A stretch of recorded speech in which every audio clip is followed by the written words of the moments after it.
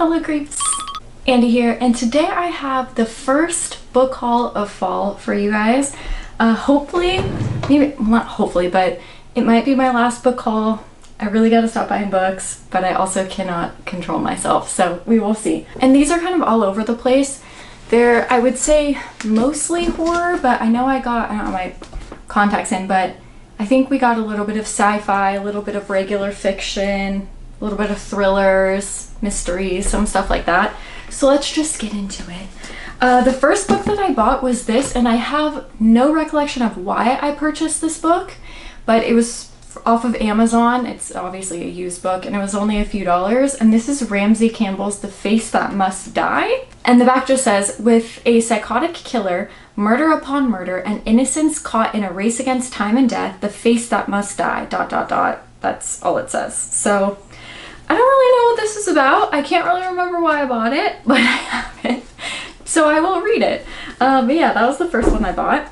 Next, I went to Barnes & Noble and I purchased the new Stephen King book, Holly. If you guys want me to do, I've already started reading it, but if you guys want me to do a whole video, I mean, I don't know, I might do a whole video about the books to read before this, you know, the whole series, ranking them, that kind of stuff. I don't know if anybody would watch it, but I kind of want to do it anyways just because I've read all of the Holly books. But this just says, Stephen King's Holly marks the triumphant return of beloved King character Holly Gibney. Oh, sorry. Readers have witnessed Holly's gradual transformation from a shy, but also brave and ethical recluse in Mr. Mercedes to Bill Hodgins' partner in Finders Keepers to a full-fledged, smart, and occasionally tough private detective in The Outsider. In King's new novel, Holly is on her own and up against a pair of unimaginably depraved and brilliantly disguised adversaries. When Holly Dahl calls the Finder Keepers detective agency, hoping to help locate her missing daughter, Holly is reluctant to accept the case. Her partner Pete has COVID, her very complicated mother has just died, and Holly is meant to be on leave. But something in Penny Dahl's desperate voice makes it impossible for Holly to turn her down. There's more to it, but like I said, I'm in the middle, so I don't really want to read anymore because, you know, that's pretty much all that's happened so far. I have a lot to say about that book, so let me know if you guys care to have a video about it. The next one that I bought was also this. I got Riley Sager's The Only One Left, and this was, I believe, the book that was published this year. Let me just double check to make sure. But I have been kind of on, I've been kind of on a Riley Sager kick lately, and I picked up his first book maybe 2 or 3 months ago, and then I just keep going back and getting more. So I got the newest one, and this one just says, at 17, Lenora Hope hung her sister with a rope. Oh, okay. We're starting off pretty strong here. Now, reduced to a schoolyard chant, the Hope family murder shocked the Maine coast one bloody night in 1929. While most people assume 17-year-old Lenora was responsible, the police were never able to prove it. Other than her denial after the killings, she has never spoken publicly about that night, nor has she stepped foot on outside Hope's End, the cliffside mansion where the massacre occurred. Stabbed her father with a knife, took her mother's happy life. It's now 1983, and the home aide Kit McDear arrives at the decaying Hope's End to care for Lenora after her previous nurse fled in the middle of the night. It's her in her 70s and confined to a wheelchair. Lenora was rendered mute by a series of strokes and can only communicate with Kit by tapping out sentences on an old typewriter. One night, Lenora uses it to make a tantalizing offer. I want to tell you everything. I just got goosebumps. Oh, this is gonna be good. It wasn't me, Lenora said, but she's the only one not dead. As Kit helps Lenora write the events leading to the Hope family massacre, it becomes clear that there's more to the tale than people know. But when new details about the predecessor's departure come to light, Kit starts to suspect Lenora might not be telling the complete truth, and that the seemingly harmless woman in her care would be far more dangerous than she first thought. This sounds so good. I really wish I would have started that one instead of the Stephen King one, but I'll say that for October. That'll be great. That'll be a great read for October. Okay, and then I went back to Barnes & Noble because, like I said, I have absolutely no self-control, and I bought all of these books. Okay, so if you guys have this book right here, this is Paperbacks from Hell by Grady Hendrix. If you're a big horror reader, I highly suggest this one. It's really cool.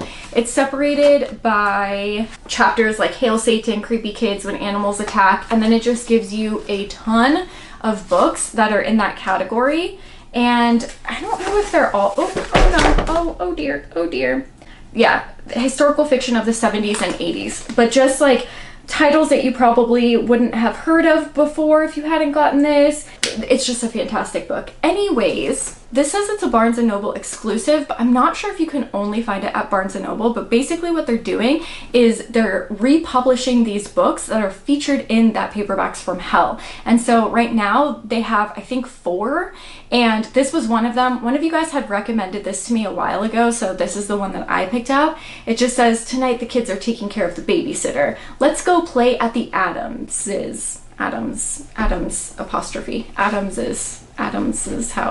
A novel of lingering horror by Mendel W. Johnson.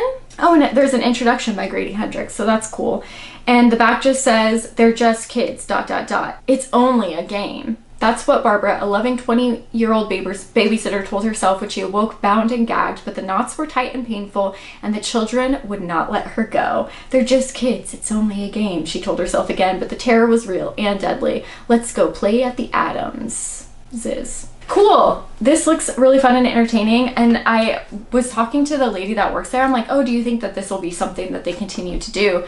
Republish these books, because they're not, you know, super easy books to find. I mean, this one I found on Amazon, but I haven't done all the research and tried to find and locate all of them, but I would imagine it would be a difficult process, and it'd be really cool if they continue to republish these. And she says that that's one of their bestseller books, so she can't imagine that they would stop doing this now. So yeah, if you guys have that Grady Hendrix books and you want to pick up some of these, Barnes & Noble is the place to do it. I just thought that was really cool. The next one that I bought, you guys, I finally got one. Is it Eric Larocca? Is that how you pronounce it? I'm not sure. You guys always correct me when I'm wrong when I pronounce people's names, but I finally got Things Have Gotten Worse Since We Last Spoke, and Other Misfortunes.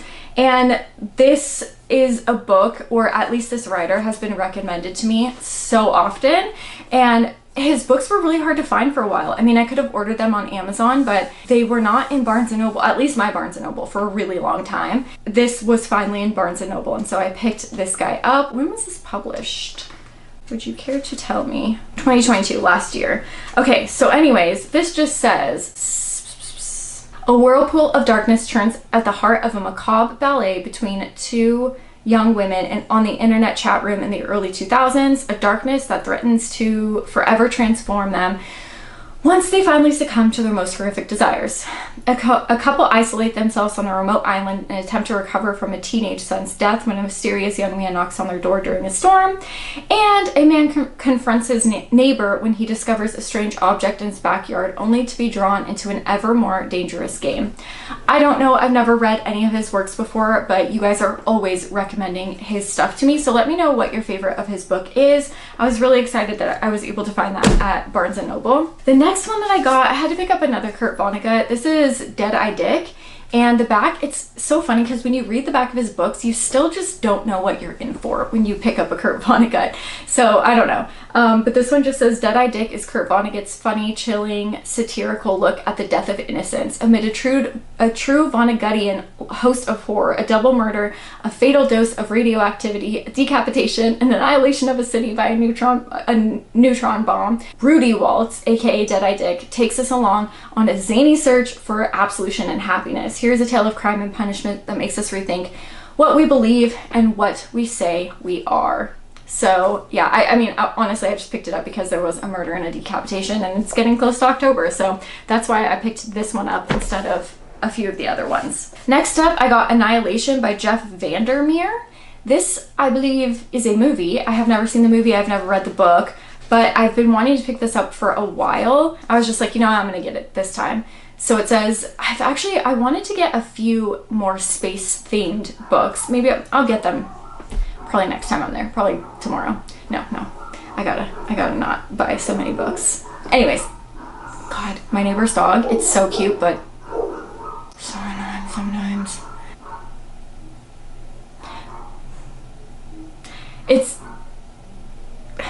It says, Area X has been cut off from the rest of the world for decades. Nature has reclaimed the last vestiges of human civilization. The first expedition returns with a report of a pristine Edenic landscape. The second expedition ends in mass suicide. The third is a hail of gunfire as its members turned on one another.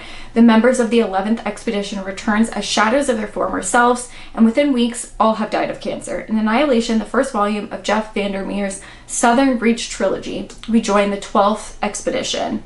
But it's the first volume. Okay, yeah. The group is made up of 4 women, an anthropologist, a surveyor, a psychologist, and our narrator, a biologist. Their mission is to map the terrain, record all observations of their surrounding and of one another, and above all, avoid being contaminated by Area X itself. They arrive expecting the unexpected, and Area X delivers, but it's the surprise that comes across the border with them and the secrets the expedition members are keeping from one another that change everything. I'm really curious because this seems like a lot to fit in, and it's a really short book, so yeah, I don't know. We'll see how that one goes. Let me know if you have read that or watched the movie. And the last one that I got, this was the book that was actually in my previous video, and it didn't come in time, and this is Death by Pumpkin Spice by Alex Erickson. And I was like, should I just return it? My husband's like, keep it, just read it for Halloween. And I was like, yeah, you're right, that's true, I should do that. And it just says, bookstore cafe owner Christy Hancock would rather spend Halloween serving pumpkin goodies than wearing costumes with Pine Hill's wealthiest at Yarborough Mansion, especially when the soiree shapes up to be more trick than treat. As if the run-in with an old flame and a failed marriage proposal weren't enough to horrify Chrissy for one night, a woman is found strangled to death in a room filled with ominous jack-o'-lanterns. All signs suggest a crime of passion, and when the hostess' jewelry disappears, malevolent intentions seem way more likely. With the estate on lockdown and a killer roaming the halls, Chrissy must help Officer Paul Dalton investigate every nook, cranny, and guess for answers, while also confronting a few demons of her own. Someone has lots of skeletons in their closet, and Chrissy better tread lightly to expose them. So this actually sounds freaking adorable. So yeah, I'll probably read that one this Halloween too. I think that's all of the books that I purchased. I'm pretty sure that's all of them. Yeah, let me know what you guys are currently reading. If you've picked up any, let me know if you guys have read any of these books, and I will see you soon with another horror video. Bye guys. I got nightmares in my head, I fear that the thoughts build up until I can't hear, that my mind fills up into a creature, and it haunts me somewhere much deeper.